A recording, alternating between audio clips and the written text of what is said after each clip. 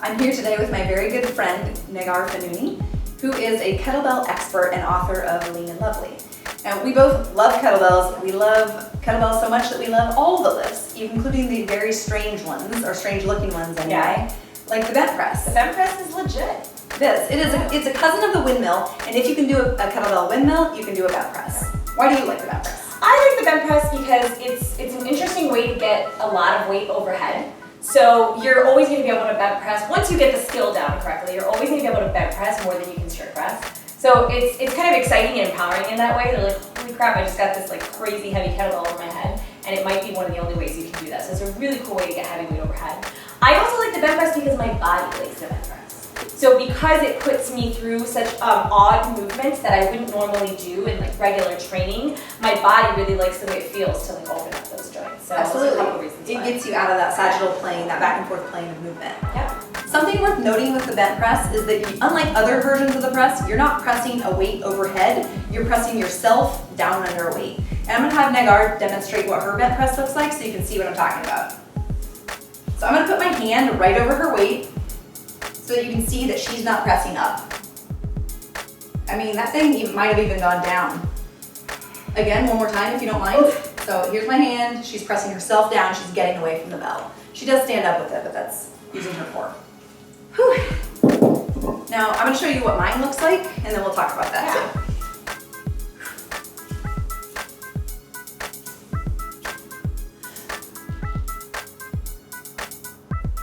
But again, as you can see, she's not pressing it overhead, didn't get any higher. So there are two main versions of the bent press, and one is a windmill-esque bent press where your legs stay a little bit more straight, and one is the overhead squat version, and that's more like what Negar does. Yeah. Now she's extremely mobile, so that's why she's able to do that. Most people, if they try to do the overhead squat version, they end up looking like an ogre, like so. That's what happens when I do it. The squat version, the squat version works for me because I'm a little bit more stout. So I'm kind of already like I would go with petite, compact. whichever. I'm very, yes. So I'm already pretty close to the ground in general. So it kind of just makes, it feels a little bit more right for my body. And that's not to say that one is better than the other. It's just really whatever's going to feel right for your body. No, and most people are going to end up doing a hybrid version. Yeah. So it's worth kind of playing around and then seeing that there's really no wrong way to do a bent press as long as you're not actually pressing the weight. Whatever your body does, as long as it's safe and it works for your body, is correct. Well said. Yeah. So there are a few different cues that I use to coach this movement that leads to the most success. One is your starting position.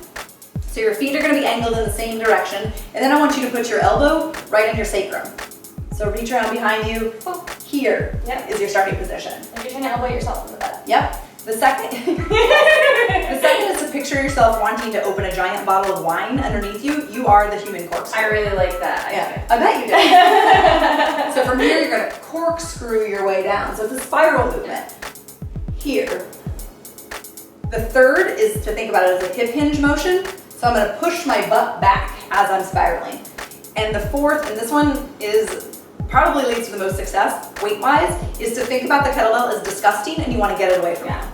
Because it's not a press up, it's a press away. So from here, ew, gross, gross, gross, gross, get away gross, from me, gross, get gross, away, gross, get away, gross. get away. Yes.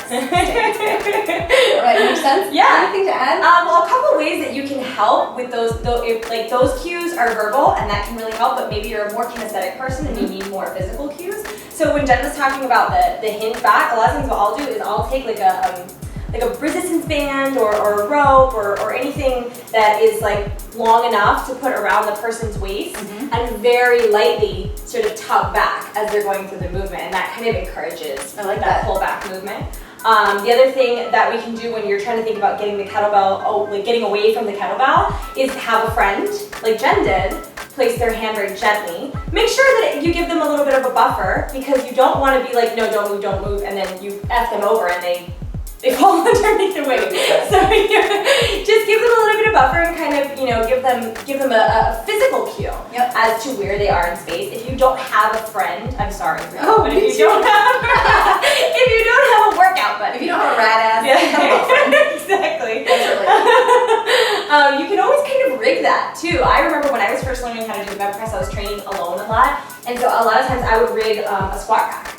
I'd put a bar at the height, I would test it with no weight, and then put a bar just above that height, and I would do it underneath the bar. I like that. So those are just a couple of physical cues to just kind of drive home the point that Jen was making. And what I like about that cue especially is that it gets you used to that forearm staying in a vertical position the entire time. Yep. Because if you have to press against something. Yeah. Like the kettlebell will tell you because you're gonna miss the lift. If you do miss a lift, by the way, you're like, get out of the way. It's also part of the reason why you keep your eyes on it though. Yeah, I never trust it. Don't trust it. If you miss the lift, you want to know where the kettlebell is. You don't want to have your eyes somewhere else and then the kettlebell get out of control and then you know where it is because it's on your head. Yeah, that's not, I don't want to find out. That's not how you want to find out. And then last but not least, this lift, one of the reasons I like it is that it teaches me patience, something I don't have a ton of. If you're filming this for an Instagram video, this lift, 1 rep, might actually be too long for one Instagram video, so you either have to get it, creative that way, or just like keep in mind that you just have to stay with this lift until you make it. So one of the places that you might get stuck might be here.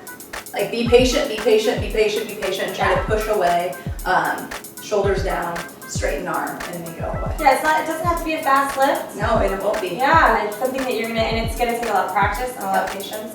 One thing that I do want to add that's really important to note with the bent press that I think is more important than any other type of pressing movement is the lat gets more engaged in this movement than it does in any type of pressing movement. So like get into the hinge position. Oh, okay.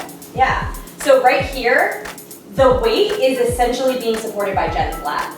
And that's really important to know. So as you go through the movement, you should feel a ton of engagement in your lat. And if you're not feeling that, then you know that you're completely disconnected from the weight. Yep.